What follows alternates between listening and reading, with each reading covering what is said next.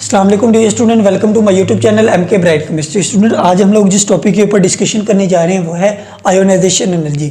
सबसे पहले इसकी डेफिनेशन करते हैं कि आयोनाइजेशन एनर्जी कौन सी एनर्जी होती है। The amount of energy required to remove most loosely bounded electron from the outer most shell of gaseous atom is known as ionisation energy. यानी कि एक गैसियस एटम में से, ठीक है, उसके आखिरी शेल में से इलेक्ट्रॉन को निकालने के लिए जो हमें एनर्जी दरकार होती है उस एनर्जी को हम लोग कहते हैं आयोनाइजेशन एनर्जी। फर्ज कर लेते हैं कि मैं एक एटम ले लेता हूँ, सोडियम एटम, ठीक है। सोडियम एटम को मैंने क्या किया है, अगर तो वो सॉलिड फॉर्म के अंदर है उसको मैंने कन्वर्ट किया गैसियस फॉर्म के अंदर। ये आप लोगों ने याद रखना है कि एक गैसियस फॉर्म के अंदर जो किसी भी एटम के आखिरी शेल में से इलेक्ट्रॉन को निकालते वक्त हमें एनर्जी दरकार होती है उसे कहते हैं आयोनाइजेशन एनर्जी। ये नहीं कि आप लोग को किसी भी एटम है उसको सॉलिड फॉर्म के अंदर ले ले, ठीक है, सॉलिड फॉर्म में नहीं, सबसे पहले उसको कन्वर्ट करना है गैसियस फॉर्म के अंदर। ये मैंने सोडियम लिया है, ठीक है, गैसियस फॉर्म है इसकी, ठीक है, गैस के अंदर कन्वर्ट किया गया। सोडियम मेटल होती है, हमें पता है, उसको गैस के अंदर कन्वर्ट किया है और गैस के अंदर कन्वर्ट करने के बाद इसका ये जो आखिरी शेल है इसे हम लोग कहते हैं आउटर मोस्ट शेल, ठीक है। ये आउटर मोस्ट शेल है, ये जो आखिरी शेल है, पहला शेल के शेल, ये एल, ये एम, ठीक है, एम शेल इसका आउटर मोस्ट शेल है। अब इस इलेक्ट्रॉन को निकालना है हमने, ठीक है। अब इस इलेक्ट्रॉन को निकालते वक्त जो एनर्जी हमें चाहिए, ठीक है, जारी बात है, इधर एनर्जी क्यों चाहिए, इस न्यूक्लियस ने इसको पकड़ रखा है। न्यूक्लियस के ऊपर होता है पॉजिटिव चार्ज, जितने एक एटम के अंदर इलेक्ट्रॉन होते हैं उतने उसके अंदर प्रोटॉन होते हैं न्यूट्रल एटम में। अब इधर अगर 11 इलेक्ट्रॉन है तो 11 ही इसके अंदर प्रोटॉन है, ठीक है। अब ये जो न्यूक्लियस है, न्यूक्लियस के अंदर यानी कि प्रोटॉन पाए जा रहे हैं, न्यूक्लियस इसको अट्रैक्ट कर रहा है। इसी अट्रैक्शन की फोर्स को मिनिमाइज करने के लिए हम लोग बाहर से अगर कोई फोर्स लगाएं या कोई एनर्जी दें इस इलेक्ट्रॉन को निकालने के लिए, वो वाली एनर्जी कहलाती है आयोनाइजेशन एनर्जी। यहाँ पर हम लोगों ने एनर्जी दी और इस इलेक्ट्रॉन को बाहर निकाल दिया, ठीक है। जब इसको यानी कि हम लोगों ने रिमूव कर दिया तो अब ये क्या बन गया, आयन बन गया, ठीक है। तो यहाँ से हमें पता चल गया कि वर्ड जो आयोनाइजेशन एनर्जी है ये आयन बनाती है, ठीक है। आयन बनाने के लिए जो एनर्जी दरकार होती है उसे आयोनाइजेशन एनर्जी। और कौन सा आयन है, आयन की दो इकसाम होती है, एनाइन और केटाइन। केटाइन बनाने के लिए बात आपने माइंड में रखनी है कि केटाइन बनाने के लिए किसी गैसियस एटम के आखिरी शेल से इलेक्ट्रॉन को निकालते वक्त जो एनर्जी दरकार होती है उसे हम लोग आयोनाइजेशन एनर्जी कहते हैं, ठीक है। अब दूसरी बात मैंने आपको कह दिया कि ये जो प्रोसेस है इस प्रोसेस के अंदर एनर्जी एब्जॉर्ब होती है। तो यहाँ से हमें पता चला कि जो प्रोसेस है आयोनाइजेशन का ये एंडोथर्मिक प्रोसेस है। एंडोथर्मिक प्रोसेस वो होता है जिसके अंदर एनर्जी एब्जॉर्ब होती है। ये जारी बात है, जब इसको इलेक्ट्रॉन को एनर्जी देंगे तो फिर ये इधर से रिमूव होगा, ठीक है। इसको रिमूव करते वक्त जो एनर्जी दरकार है उसे आयोनाइजेशन एनर्जी कहते हैं और ये एंडोथर्मिक प्रोसेस है। अब जब आप लोगों ने एक इलेक्ट्रॉन को निकाल लिया है, फर्ज कर लेते हैं कि इसको निकाल लिया, ठीक है। अब इसके अंदर इलेक्ट्रॉन कितने रह गए, इलेक्ट्रॉन की तादाद रह गई इसके अंदर 10, ठीक है। लेकिन प्रोटॉन कितने हैं, प्रोटॉन 11 ही हैं, प्रोटॉन की तादाद 11 ही है, इलेक्ट्रॉन 10 हो गए। अब ज़्यादा प्रोटॉन है, इलेक्ट्रॉन कम है, तो होल्ड इधर किसका होगा, ज़्यादा प्रोटॉन का। अब ये जो न्यूक्लियस है बाकी इलेक्ट्रॉन को ज़्यादा फोर्स से खींचेगा, ठीक है, क्योंकि ये जो इलेक्ट्रॉन निकल गया अब ये ऑर्बिट ही रिमूव हो जाएगा, ठीक है। अब जब ये न्यूक्लियस होगा बाकी इलेक्ट्रॉन को ज़्यादा ट्रैक्शन से खींचेगा। तो यहाँ पर अगर हम लोग चाहें कि एक और इलेक्ट्रॉन को निकालें, यहाँ से ये वाला फर्ज कर लेते हैं कि इलेक्ट्रॉन को निकालना है हमने, जब हम लोग इधर एनर्जी सप्लाई करेंगे तो पहले जितनी एनर्जी सप्लाई की थी उससे ज़्यादा इधर एनर्जी सप्लाई करना पड़ेगी।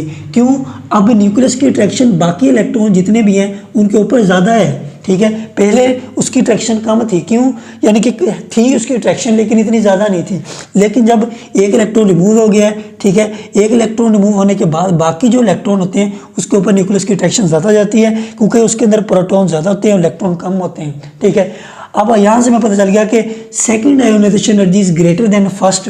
और अगर सेकंड के बाद थर्ड आपने इलेक्ट्रॉन को निकालना है, ठीक है, या रिमूव कराना है किसी भी एटम से, तो ज़्यादा, उससे भी ज़्यादा, सेकंड से भी ज़्यादा एनर्जी दरकार होगी। क्यों, क्योंकि जब इलेक्ट्रॉन को निकलते जाएंगे प्रोटॉन ज़्यादा है, ठीक है, तो न्यूक्लियस का होल्ड इलेक्ट्रॉन के ऊपर ज़्यादा होता जाएगा, ठीक है। अब ये तो था यानी कि हमारे पास first ionisation energy is less than second, second less than third, ठीक है। ये प्रोसेस जो होता है वो एंडोथर्मिक होता है और इस प्रोसेस के अंदर आयन बनता है जिसे हम लोग कहते हैं केटाइन। अब हम लोग देखते हैं कि कौन कौन से फैक्टर्स हैं जो आयोनाइजेशन एनर्जी को अफेक्ट करते हैं। सबसे पहला फैक्टर है जी न्यूक्लियर चार्ज। न्यूक्लियर चार्ज, एक एटम के ऊपर जितना ज़्यादा न्यूक्लियर चार्ज होगा उतनी ज़्यादा आयोनाइजेशन एनर्जी हमें चाहिए होगी, क्योंकि न्यूक्लियर चार्ज ज़्यादा होगा, न्यूक्लियस का होल्ड जो होगा वो इलेक्ट्रॉन के ऊपर ज़्यादा होगा। तो यहाँ पर हम लोग कह सकते हैं कि न्यूक्लियर चार्ज जो है वो डायरेक्टली प्रोपोर्शनल है आयोनाइजेशन एनर्जी के। ज़्यादा न्यूक्लियर चार्ज ज़्यादा आयोनाइजेशन एनर्जी दरकार होगी। अब जितना ज़्यादा यानी कि न्यूक्लियस के ऊपर चार्ज होगा, न्यूक्लियस ज़्यादा फोर्स ऑफ अट्रैक्शन से जो इलेक्ट्रॉन इसके इर्द गिर्द रिवॉल्व कर रहे हैं उनको खींचेगा। जब खींचेगा ज़्यादा इलेक्ट्रॉन तो हमें ज़्यादा एनर्जी दरकार होगी, ठीक है, क्योंकि जब न्यूक्लियस ने उसे खींचा हुआ है, न्यूक्लियस ने उसने पकड़ा हुआ है, तो यहाँ पर हम लोगों को इलेक्ट्रॉन निकालना मुश्किल हो जाएगा, तो हमें ज़्यादा एनर्जी चाहिए होगी उस इलेक्ट्रॉन को निकालने के लिए। दूसरा फैक्टर है जी इलेक्ट्रॉनिक कन्फिग्रेशन। जितनी यानी कि एक एटम के पास स्टेबल इलेक्ट्रॉनिक कन्फिग्रेशन होगी तो वो उतनी ज़्यादा आयोनाइजेशन एनर्जी हमें चाहिए। अब जो दूसरा फैक्टर है वो है हमारे पास इलेक्ट्रॉनिक कन्फिग्रेशन, यानी कि एक एटम की जितनी स्टेबल इलेक्ट्रॉनिक कन्फिग्रेशन होगी तो उस एटम में से इलेक्ट्रॉन को निकालना उतना ही ज़्यादा मुश्किल होगा, उसकी आयोनाइजेशन एनर्जी ज़्यादा होगी। जिस तरह हम लोगों ने देखा है कि जब एक एटम स्टेबल हो जाता है, जिसकी इलेक्ट्रॉनिक कन्फिग्रेशन स्टेबल हो जाती है, ठीक है, या तो हाफ फिल या फुल फिल हो आखिरी शेल। मसलन हम लोग देखते हैं कि ये मेरे पास सोडियम है, ठीक है, सोडियम की पहले शेल के अंदर 2 इलेक्ट्रॉन है, दूसरे शेल के अंदर कितने होते हैं 8 इलेक्ट्रॉन, ठीक है, ये मैंने बना लिया सोडियम, ये मेरे पास 8 इलेक्ट्रॉन है। अब ये जो आखिरी शेल है ये फुल फिल है, ठीक है, ये मैंने किसकी एग्जांपल ली है, ये नियोन की एग्जांपल ली है, ठीक है। अब ये आखिरी शेल जो है इसका फील्ड है, एटम के आखिरी शेल के अंदर 8 इलेक्ट्रॉन हो तो एटम खुद को स्टेबल फील करते हैं, और एक अगर एटम स्टेबल है तो वो कभी नहीं चाहेगा कि वो किसी के साथ रिएक्ट करे। हमें पता है कि एटम रिएक्ट इसलिए करते हैं ताकि वो आखिरी शेल को स्टेबल कर ले, आखिरी शेल के अंदर 8 इलेक्ट्रॉन या 2 इलेक्ट्रॉन हासिल कर लें, ठीक है। अब ये जो एटम है ये रिएक्ट ही नहीं करेगा किसी दूसरे के एटम के साथ, जब रिएक्ट ही नहीं करेगा तो ये इलेक्ट्रॉन अपने ना देगा ना लेगा, ठीक है। अब यहाँ से इलेक्ट्रॉन को निकालना बहुत ज़्यादा मुश्किल है। क्यों मुश्किल है? क्योंकि ये स्टेबल है, एटम बिल्कुल स्टेबल है, और इसका जो होल्ड होगा न्यूक्लियस का आउटर मोस्ट शेल के अंदर जितने भी इलेक्ट्रॉन है उनके ऊपर ज़्यादा होगा। इसी तरह एग्जांपल ले लें कि अगर आखिरी शेल के अंदर 4 इलेक्ट्रॉन है, अगर 4 हो या 8 हो, 4 होंगे तो हाफ फील्ड है, अगर होंगे 8 होंगे तो वो फुल फिल है, ठीक है। तो अगर हाफ फील्ड या फुल फिल हो आखिरी शेल तो उस शेल में से इलेक्ट्रॉन को निकालना ज़्यादा मुश्किल होता है, ठीक है। तो यहाँ पर हम लोग कह सकते हैं जितनी ज़्यादा स्टेबल इलेक्ट्रॉनिक कन्फिग्रेशन होगी एक एटम की तो उतनी ज़्यादा हमें आयोनाइजेशन एनर्जी चाहिए होगी उस एटम के आखिरी शेल में से इलेक्ट्रॉन को निकालने के लिए। अब उसके बाद देखते हैं नंबर ऑफ शेल्स या साइज़। जितना ज़्यादा एक एटम का साइज़ होगा उतनी ज़्यादा कम आयोनाइजेशन एनर्जी दरकार होगी। अब फर्ज कर ले कि मेरे पास ये 2 एटम है, ये एक एटम है, ये स्मॉल साइज एटम है, ये लार्ज साइज एटम है, कोई फर्ज कर लेते हैं कोई 2 एटम मैंने ले लिए, ठीक है। अब यहाँ पर देखिए कि नंबर ऑफ शेल ज़्यादा हैं। अगर नंबर ऑफ शेल ज़्यादा हैं तो न्यूक्लियस का होल्ड आखिरी इलेक्ट्रॉन के ऊपर कम होगा, लेस होल्ड होगा इस न्यूक्लियस का आखिरी शेल के अंदर जो इलेक्ट्रॉन है। लेकिन इधर देखें साइज कम है इस न्यूक्लियस का, इसके ऊपर जो होल्ड है वो ज़्यादा है, तो इलेक्ट्रॉन को निकालना इधर इजी है, इधर मुश्किल है। अगर साइज ज़्यादा होगा तो लेस आयोनाइजेशन एनर्जी होगी, ठीक है। तो हम लोग कह सकते हैं कि अगर साइज ज़्यादा होगा तो हमें लेस आयोनाइजेशन एनर्जी चाहिए होगी उस इलेक्ट्रॉन को निकालने के लिए। अगर साइज छोटा है तो उसकी आयोनाइजेशन एनर्जी ज़्यादा होगी। उसी तरह देख रहे हैं शील्डिंग इफेक्ट।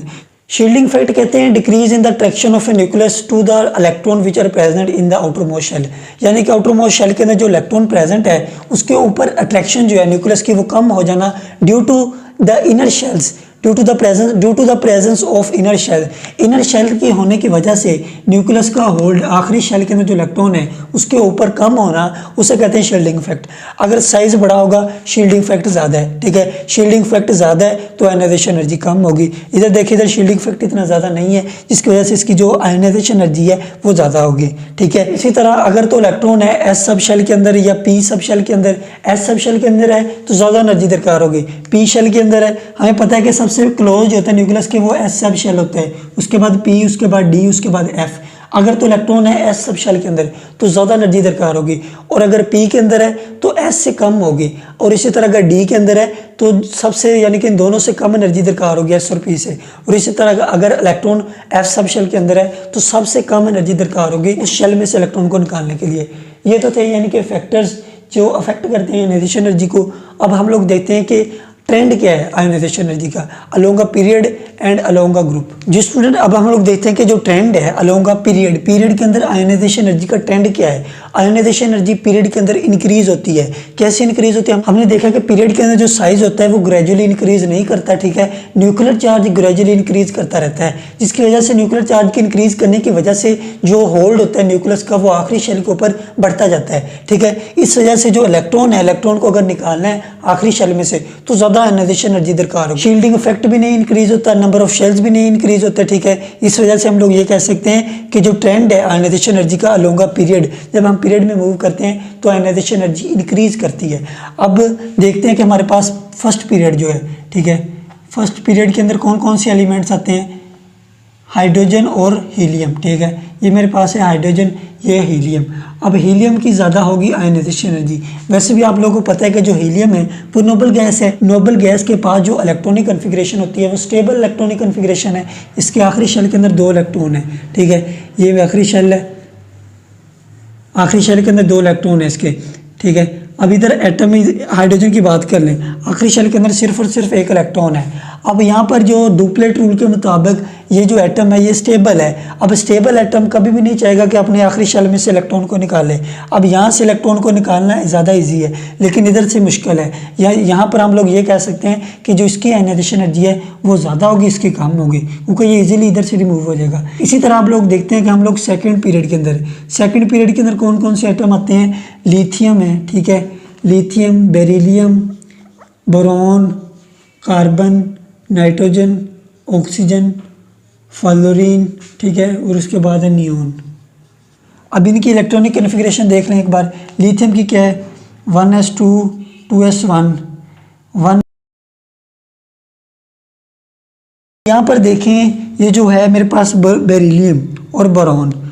अब बेरिलियम जो है इसकी इलेक्ट्रॉनिक कन्फिग्रेशन स्टेबल है, ठीक है। ट्रेंड अगर हम लोग देखें जो हम लोगों ने पढ़ा है कि along a period ionisation energy increase करती है। अब इस ट्रेंड के मुताबिक तो ऐसा होना चाहिए कि सबसे कम लिथियम की, बेरिलियम की उससे ज़्यादा बोरॉन की है, उससे ज़्यादा कार्बन की, उससे ज़्यादा नाइट्रोजन, उसके ज़्यादा ऑक्सीजन, उससे ज़्यादा फ्लोरीन और उससे ज़्यादा नियोन। यानी कि ये ट्रेंड जो है इस ट्रेंड के मुताबिक तो ये वाला ऑर्डर फॉलो होना चाहिए। लेकिन अब यहाँ पर देखें ये वाली जो इलेक्ट्रॉनिक कन्फिग्रेशन है वो स्टेबल है इसकी निस्बत। तो यहाँ पर हम लोग कह सकते हैं कि जो बेरिलियम है, बेरिलियम की आयनाइजेशन एनर्जी ज़्यादा होगी, बोरॉन की कम होगी, ठीक है। बोरॉन इधर आएगा ऐसे, ठीक है।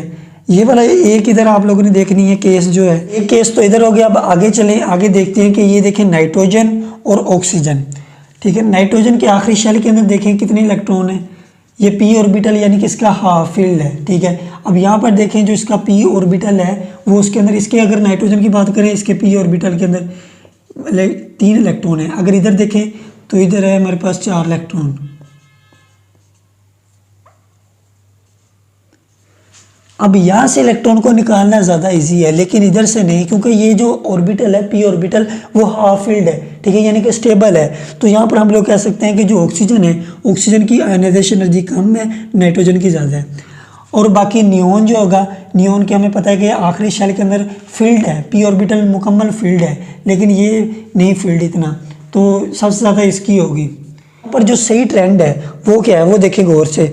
यहाँ पर आएगा बेरिलियम और यहाँ पर आएगा बोरॉन, ठीक है, यानी कि बेरिलियम की ज़्यादा है बोरॉन से।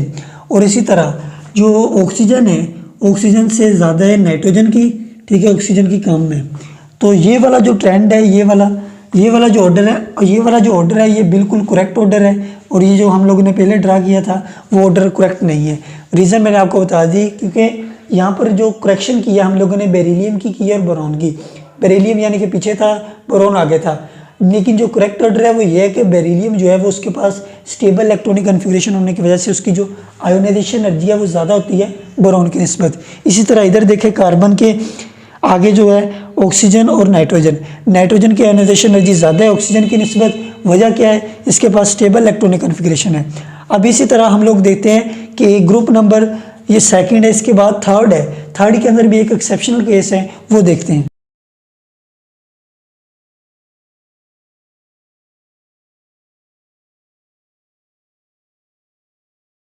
अब थर्ड पीरियड के अंदर देखेंगे मैंने इलेक्ट्रॉनिक कन्फिग्रेशन सबकी लिख दी है, और आप लोग देखेंगे कौन कौन से एटम के पास स्टेबल इलेक्ट्रॉनिक कन्फिग्रेशन है। और मैग्नीशियम के पास देखें, यहाँ पर इलेक्ट्रॉन जो इसका आखिरी शेल है वो यानी कि सब शेल है वो फील्ड है। एल्यूमिनियम के आखिरी शेल में से इलेक्ट्रॉन को निकालना ज़्यादा ईजी है, ठीक है।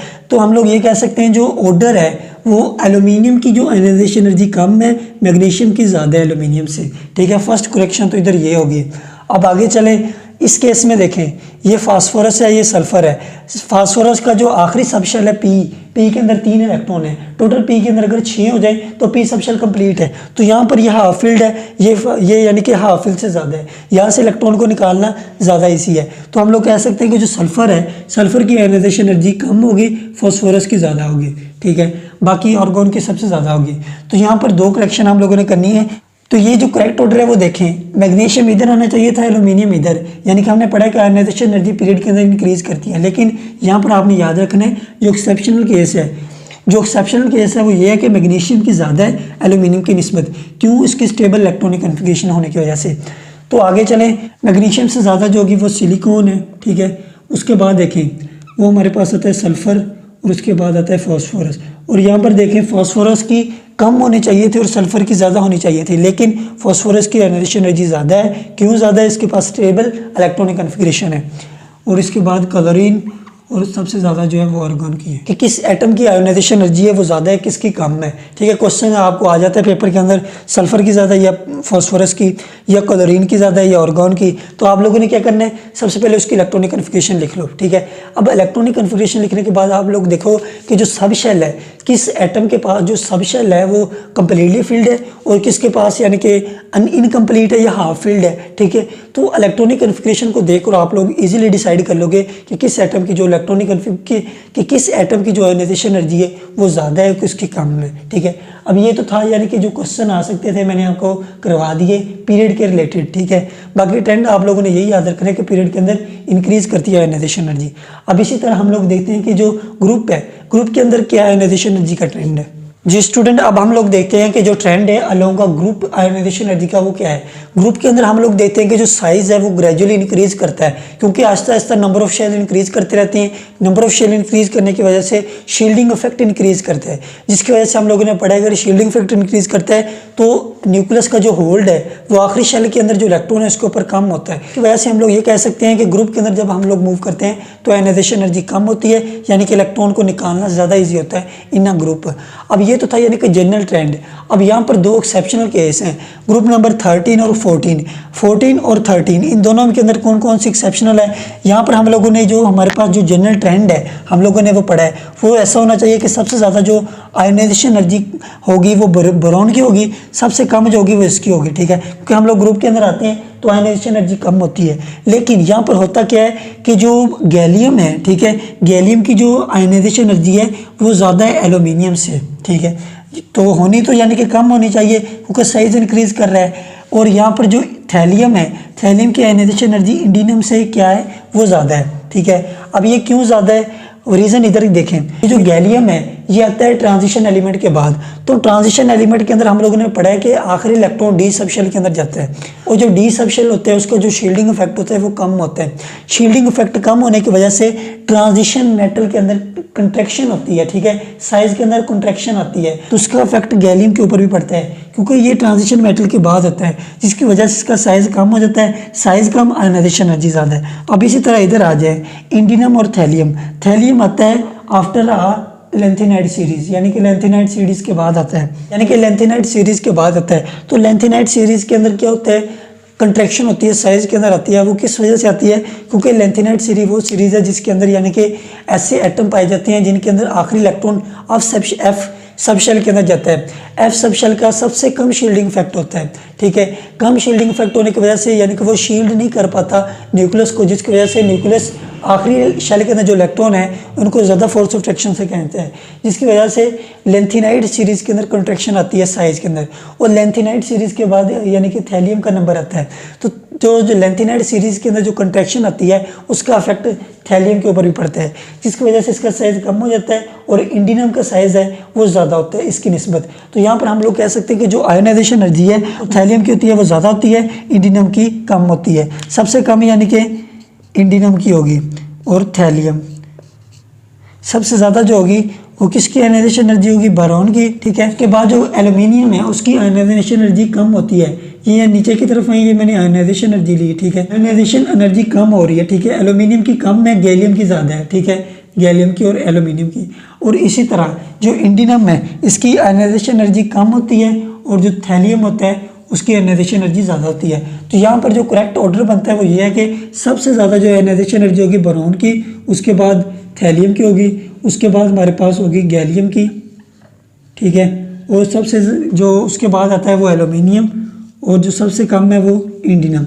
ये वाला जो ऑर्डर है ये करेक्ट है। लेकिन हम लोगों ने क्या कौन सा ऑर्डर किया हुआ है, यानी कि जनरल ट्रेंड को देखें तो ये वाला ऑर्डर करेक्ट होना चाहिए, लेकिन एक्सेप्शनल की वजह से मैंने आपको बताया कि ये वाला जो ऑर्डर है ये रॉन्ग है, ये वाला करेक्ट है। ठीक है, ये आप लोगों ने माइंड के अंदर रखना है। अब इसको कैसे याद रखना है, ये वाला डब्ल्यू वाला आप बना लें कि डब्ल्यू को किस तरह बनाना है। ठीक है, इस तरह बनाना है आपने डब्ल्यू को, ऐसे, यानी कि ऐसे ये वाली साइड को इस तरह डब्ल्यू को अगर बनाए तो आप लोगों को ये डब्ल्यू अगर माइंड के अंदर रह गया है तो आप लोग इजीली बता लोगे कि किसकी आयनाइजेशन एनर्जी कम है, किसकी ज़्यादा है।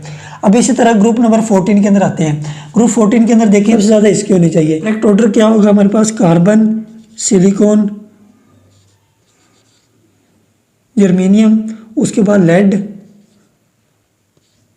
उसके बाद हमारे पास आता है टिन। ये वाला जो ऑर्डर है ये करेक्ट ऑर्डर है। उम्मीद करता हूँ कि आपको आज के लेक्चर की समझ आई होगी। अगर इस टॉपिक के रिलेटेड कोई क्वेश्चन रह गया हो या किसी पॉइंट की आपको समझ नहीं आई तो आप कमेंट सेक्शन में पूछ सकते हैं। अब हम अपने नेक्स्ट लेक्चर के अंदर मिलेंगे, उससे पहले मैं आपको एक क्वेश्चन देता चला हूँ।